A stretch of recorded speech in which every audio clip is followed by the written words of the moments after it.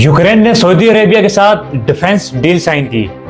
Iran already war zone बना हुआ है। रशिया यूक्रेन के साथ वॉर जोन में है और रशिया ईरान का पार्टनर भी है और नेटो ऑलरेडी यूक्रेन को सपोर्ट कर रहा है। अगर यूक्रेन ने कोई गलत स्टेप लिया तो ये वर्ल्ड वॉर 3 स्टार्ट हो सकती है। सबसे पहले रशिया नेटो पर हमला करेगा।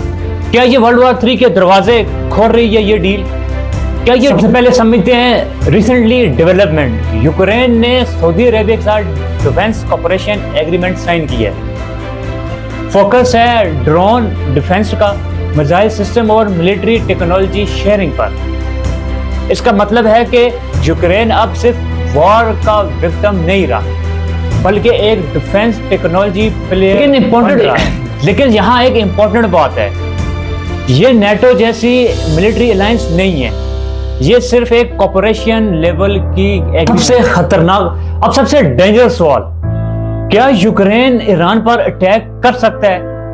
ग्राउंड रियलिटी है यूक्रेन ऑलरेडी रशिया के साथ फुल स्केल वॉर में है। 2022 से अभी तक वॉर चल रही है यूक्रेन और रशिया। उसका फोकस सिंपल है, अपनी टेरिटरी बचाना और रशिया को रोकना है। ईरान के कॉन्फ्लिक्ट में यूक्रेन का रोल डायरेक्ट नहीं है, सिर्फ drone defence support. Conclusion simple है, यूक्रेन का ईरान पे डायरेक्ट अटैक नहीं कर सकता। लेकिन मान लो अगर यूक्रेन ईरान पर अटैक कर दिया तो चेन रिएक्शन क्या होगा?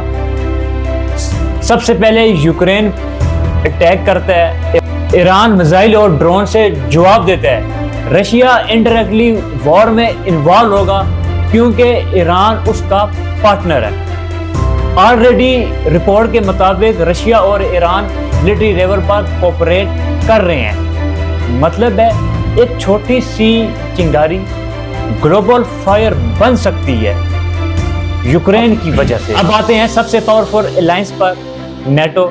नेटो का एक रूल है आर्टिकल 5, अगर किसी एक कंट्री भी नेटो पर अटैक किया तो सब कंट्री मिलकर डिफेंड करेंगी उस कंट्री का जो नेटो में आती है। लेकिन यहाँ ट्विस्ट है, यूक्रेन नेटो का मेंबर नहीं है।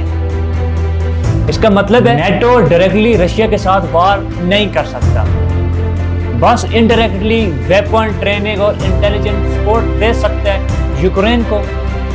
यहाँ सबसे बड़ा सवाल ये है कि क्या नेटो और रशिया डायरेक्ट वॉर कर सकते हैं? आंसर है यस, लेकिन सिर्फ एक कंडीशन पर। अगर रशिया ने पोलैंड, जर्मनी या यूके जैसे किसी नेटो कंट्री पर अटैक कर दिया तो फुल स्केल वॉर स्टार्ट हो सकती है। लेकिन नेटो कंट्री को खतरा है चीज से, रशिया के पास बहुत ज्यादा न्यूक्लियर वेपन है। लेकिन अभी दोनों साइड एक चीज से डर रहे हैं, वो है न्यूक्लियर वेपन। एक डायरेक्ट क्लैश का मतलब हो सकता है कि टोटली ग्लोबल डिस्ट्रॉय। आज की रियलिटी क्या है? यूक्रेन रशिया वॉर ऑलरेडी चल रही है, ईरान रिलीजन ऑलरेडी अनस्टेबल है, रशिया ईरान का अलायंस स्ट्रॉन्ग हो रहा है और वेस्टर्न दोनों फ्रंट पर इनडायरेक्टली इन्वॉल्व है। लेकिन ना रशिया डायरेक्ट ग्लोबली वॉर चाहता है और ना ही नेटो। सबसे पावरफुल एक ही गेम है, वो है प्रॉक्सी वॉर जो अभी लड़ी जा रही है। ये सच है, वर्ल्ड वॉर 3 तब स्टार्ट होगी जब नेटो और रशिया डायरेक्ट आपस में वॉर करेंगे। तब तक दुनिया एक डेंजरस एज पर खड़ी है। आप क्या समझते हो, ये सब एक ग्लोबल वॉर की तरफ जा रहा है या सिर्फ एक पावर गेम है?